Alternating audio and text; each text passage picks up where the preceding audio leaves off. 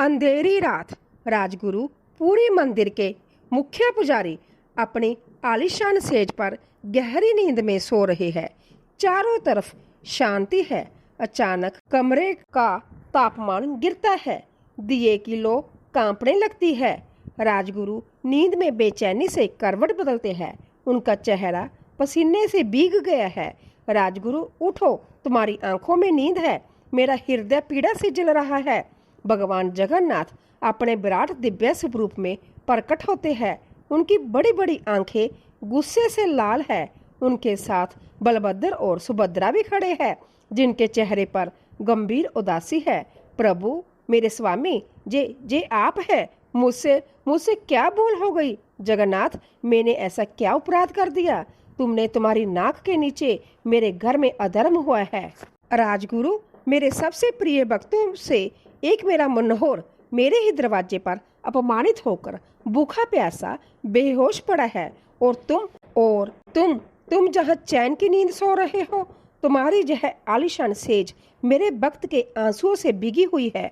राजगुरु, और तुम इस बात से बिल्कुल अनजान बने बैठे हो। धिक्कार है ऐसी व्यवस्था पर जहाँ प्रेम का कोई मोल नहीं। मनोहर? कौन मनोहर? प्रभु, मैं किसी मनोहर को नहीं जानता। किस अपमान की बात कर रहे हैं आप? तुम नहीं जानते, तुम्हारे घमंडी पुजारियों ने मेरे भक्त को धक्के मारकर बाहर निकाल दिया। उसकी भेंट को, उन फूलों को जिन्हें मैंने संभव उसके लिए प्रकट किया था, उन्होंने कूड़े की तरह फेंक दिया। जैसे ही मनोहर को धक्का लगता है, भगवान जगन्नाथ का विराट स्वरूप दर्द से सिहर उठता है। जाओ राजगुरु, इसी वक्त जाओ, मेरे मनोहर को ढूंढो, उसे पूरे सम्मान के साथ मेरे गर्भगृह में लेकर आओ और उसकी भेंट, उसके वो सड़े हुए फूल मुझे अर्पित करो। याद रखना राजगुरु, अगर सूर्य उदय से पहले मेरा भक्त मेरे सामने नहीं हुआ तो पूरी का सूर्योदय सुखद नहीं होगा।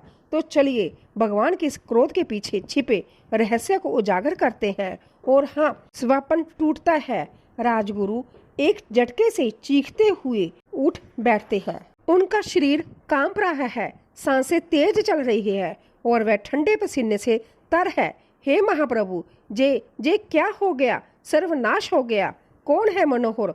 कहाँ है वो? सेवकों उठो, सब मशाले जलाओ, मंदिर का कोना कोना छान मारो, उस साधु को ढूंढो, मनोहर दास को ढूंढो। अभी यह कहानी एक भक्त के अपमान से नहीं, बल्कि भगवान के क्रोध से शुरू होती है।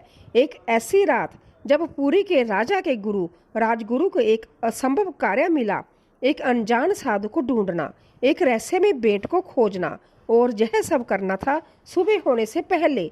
सवाल ये नहीं था कि भक्त को क्यों निकाला गया, सवाल ये था कि आखिर उस भक्त और उसकी भेंट में ऐसा क्या था जिसके लिए संभव भगवान जगन्नाथ प्रलय लाने को तैयार थे।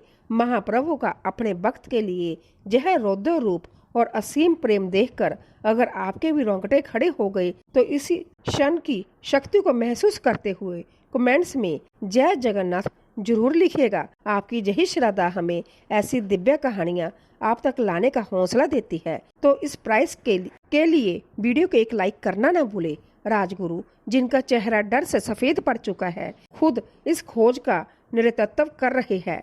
बड़ा छाता मत देखा, वहाँ देखो, हर धर्मशाला, हर कोने में देखो। जी राजगुरु, पर हमें पता तो चले कि हम ढूंढ किसे रहे हैं। कैसा दिखता है वो साधु? मुझे नहीं पता, प्रभु ने बस नाम बताया है, मनोहर दास।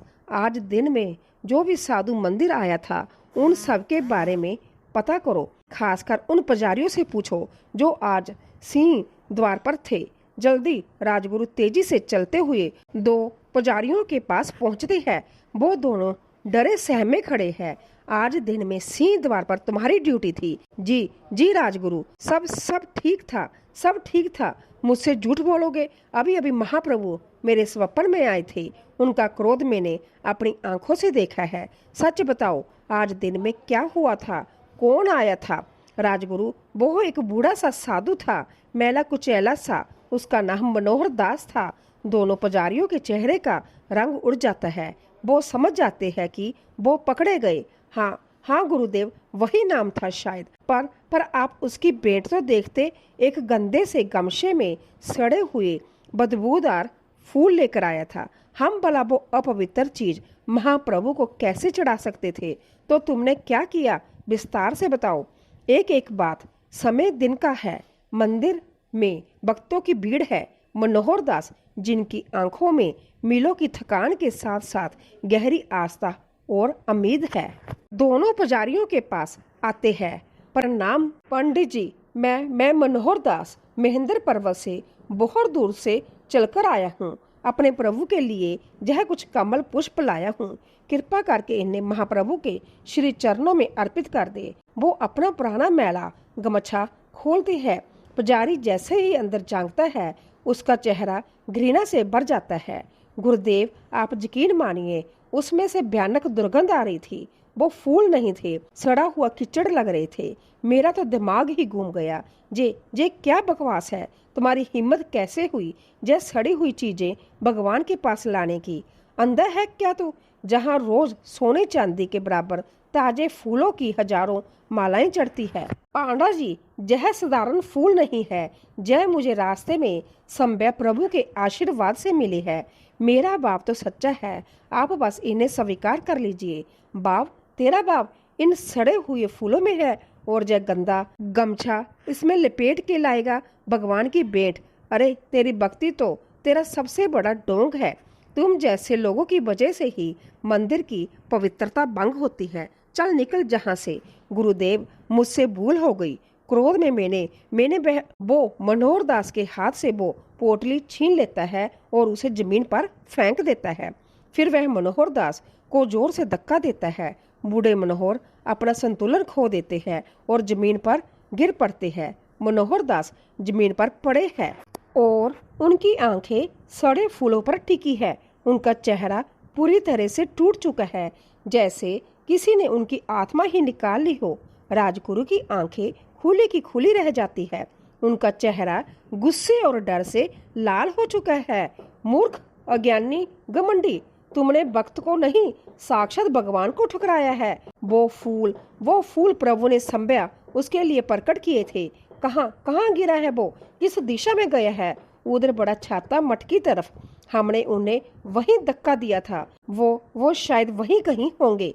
राजगुरु उन दोनों को वहीं छोड़कर उस दिशा में भागते हैं। मिल गया, वो मठ के पास है। सब उधर चलो और कोई उन सड़े हुए फूलों को हाथ भी मत लगाना और उनकी एक एक पगडंडी, एक एक पत्ती को सम्मान से उठाओ। वो भगवान की अमानत है। मशालों की रोशनी में सेवक और पुजारी बड़ा छाता मठ के पास के इलाके को छान रहे हैं। राजगुरु की नजरें एक कोने में अंधेरे में पड़ी एक आकृति पर जाती है। वो भागकर वहां पहुंचते हैं। मनोहर दास जमीन पर बेहोश पड़े हैं। उनका शरीर ठंडा पड़ रहा है। उनके आसपास वही सड़े सूखे फूल बिखरे पड़े हैं। हे महात्मा, उठिए, आंखें खोलिए। हम अपराधी हैं आपके। एक सेवक पानी लाता है। राजगुरु उनके चेहरे पर छींटे मारते हैं। धीरे धीरे मनोहर दास की आंखों में चेतना लौटती है। मैं कहाँ हूँ? क्या मैं मर गया? नहीं महात्मा, आप महाप्रभु के घर में हैं। हमें क्षमा कर दीजिए। हम अज्ञानी घमंडी लोगों ने आपको और आपके प्रेम को पहचानना नहीं। संभ्या महाप्रभु जगन्नाथ ने स्वप्न में आकर हमें हमारी भूल का आवाज कराया है। चलिए, प्रभु आपको बुला रहे हैं। वो आपकी ही प्रतीक्षा कर रहे हैं। यह वो पल था जहाँ कहानी घूम गई। जिस भक्त को अपमानित करके फेंका गया था, अब उसे पूरी मंदिर के मुखिया पुजारी अपनी गोद में उठाकर सम्मान दे रहे हैं। जिन फूलों को कूड़ा कहा गया था, अब उन्हें भगवान की सबसे कीमती भेंट माना जा रहा था। पर असली चमत्कार तो अभी बाकी था। मंदिर का गर्भगृह सिर्फ दियों की रोशनी में नहाया हुआ है। राजगुरु और कुछ चुनिंदा पुजारी मनोहर दास को सहारा देकर भगवान जगन्नाथ, बलभद्र और सुभद्रा की मूर्ति को ठीक सामने खड़ा करते हैं। मनोहर दास की आंखों से बस आंसू बह रहे हैं। एक पुजारी कांपते हाथों में वो गमछा लिए खड़ा है, जिसमें अब वो सड़ी गली पगडंडियां वापस रख दी गई है। चढ़ाओ भक्त की भेंट, भगवान को अर्पित करो। पुजारी की हिम्मत नहीं हो रही है। वो हिचकिचाता है, फिर वो अपनी आंखें बंद करता है और उस सड़े हुए फूलों की पोटली को भगवान जगन्नाथ के चरणों से स्पर्श कराता है। जिस पल वो पोटली भगवान की मूर्ति को छूती है, एक नरम दिव्या सुनहरी रोशनी मूर्तियों से निकलती है। पोटली के अंदर सूखी, बुरी, सड़ी हुई पगडंडियां धीरे धीरे खुलने लगती है। उनमें रंग भरने लगता है। बुरा रंग बदलकर ताजा गुलाबी और सफेद हो जाता है। सड़न गायब हो जाती है और उसकी जगह एक दिव्य ताजगी ले लेती है। कुछ ही सेकंड में वह सड़े हुए टुकड़े दुनिया के सबसे खूबसूरत खिले हुए सुगंधित कमलों में बदल जाते हैं। उन फूलों से ऐसी अवैध क्रांति बिखरने लगती है मानो साक्षात लक्ष्मी जी ने उनमें प्राण फूंक दिए हो। वहां उपस्थित हर एक सेवक मंत्रमुग्ध होकर उस अलौकिक दृश्य को बस निहारता ही रह जाता है। गर्भगृह की हवा एक ऐसी अलौकिक सुगंध से भर जाती है जो किसी ने कभी नहीं सूंघी थी। वहां मौजूद हर व्यक्ति की सांस रुक जाती है। पुजारी, राजगुरु सब हक्के बक्के रह जाते हैं। मनोहर दास यह देखकर घुटनों पर गिर पड़ते हैं। उनके मुख से शब्द नहीं निकलते, बस खुशी, आश्चर्य और भक्ति के आंसू बहते रहते हैं। ये था भगवान का जवाब। वो फूल मरे नहीं थे, वो सड़े नहीं थे, वो तो बस अपने प्रभु के एक स्पर्श का इंतजार कर रहे थे, यह दिखाने के लिए कि भक्त का भाव अगर सच्चा हो तो भगवान के लिए पत्थर भी फूल बन जाते हैं। और सड़े हुए फूल, दिव्या, कमल भगवान जगन्नाथ की ऐसी ही न जाने कितनी रहस्यमयी और चमत्कारिक लीलाएं हैं। आखिर मनोहर दास और उनकी भेंट में ऐसा क्या था? क्यों भगवान ने उनके लिए इतना बड़ा कदम उठाया? इस क्यों का जवाब छिपा है उनकी यात्रा में। ये है मनोहर दास, 10वीं सदी के एक महान साधु जिनकी तपस्या और भक्ति की मिसालें दी जाती है। बड़े बड़े राजकुमार जैसे गंगा राजवंश के मत वानुदेव उनसे सलाह लेने आते थे, पर मनोहर दास के लिए दुनिया के सबसे बड़े गुरु तो पुरी में बसते थे। एक सर्द रात मनोहर दास बेचैन है।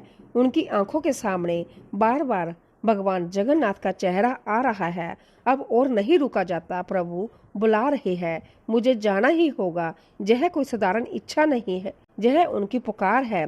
कई दिनों की कठिन यात्रा के बाद एक दोपहर उन्हें भयानक प्यास लगी। दूर दूर तक पानी का कोई निशान नहीं था।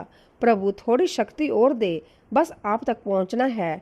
वो लड़खड़ाते हुए एक छोटे से गांव में पहुंचते हैं और उनकी नजर एक तालाब पर पड़ती है। वो दौड़ कर जाते हैं और उनकी अंजनी में पानी पीते हैं। जैसे ही वह पानी पीकर उठते हैं, उनकी आंखें आश्चर्य से फटी रह जाती है। पूरा तालाब सैकड़ों लाल और सफेद कमल के फूलों से भरा हुआ है। इस कड़ाके की सर्दी में यह नज़ारा किसी जादू से कम नहीं है। कमल इस मौसम में जय साधारण फूल नहीं हो सकते। जय तो मेरे प्रभु का प्रसाद है, मेरे लिए एक संकेत है। एक भक्त के लिए अपने भगवान को देने के लिए इससे सुंदर भेंट और क्या हो सकती है। उन्होंने उन फूलों को तोड़ा और अपने सबसे कीमती कपड़े अपने गमछे में किसी खजाने की तरह लपेट लिया। उन्होंने बहुत ही लाड और जतन से एक एक फूल को समेटा था ताकि प्रभु के चरणों में इन्हें अर्पित कर सके। उन्हें क्या पता था कि भगवान का यह चमत्कार उनकी सबसे बड़ी परीक्षा बनने वाला था। उस रात महाप्रभु का रोज होने वाला बस श्रृंगार वेश रात्रि श्रृंगार नहीं किया गया। प्रभु ने इच्छा जताई कि वो आज रात अपने भक्त के दिए हुए इन्हीं कमल के फूलों में सजे रहेंगे। मनोहर दास के प्रेम को अमर करने के लिए भगवान की लीला ने एक नई परंपरा को जन्म दिया। पदम वेश। चरण कमल जुग बिमल सकल चराचर दाम, भाववत दास मनोहर निरंत पंकज भूषण श्याम। यह अवैधुत लीला इस बात का प्रमाण है कि महाप्रभु कभी अपने भक्त का अपमान सहन नहीं करते। धन दौलत और अहंकार से कोसों दूर भगवान जगन्नाथ तो केवल सच्चे भाव और निश्चल प्रेम के भूखे हैं। जब तक इस सृष्टि में मनोहर दास जैसे अटूट भक्ति रहेगी, तब तक पुरी का गर्भगृह ऐसे ही दिव्य चमत्कारों से महकता रहेगा। अगर आपको महाप्रभु और उनके भक्त की यह अनकही गाथा अच्छी लगी हो तो कमेंट में जय जगन्नाथ लिखना ना भूले। जय जगन्नाथ।